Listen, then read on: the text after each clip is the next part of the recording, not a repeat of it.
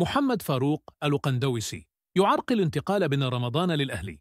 أكد الإعلامي محمد فاروق أن النادي الأهلي ينتظر بيع أحمد القندوسي لاعب الفريق الأحمر إلى نادي الشمال القطري بعد توقف المفاوضات بشكل مؤقت.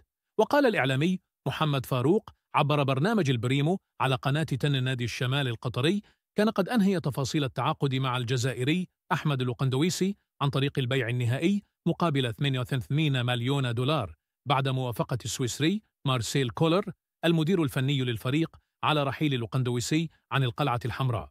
وتابع أحمد القندوسي لديه تخوف من الانتقال إلى فريق الشمال القطري وعدم المشاركة بشكل أساسي وخسارة مكانه في منتخب الجزائر.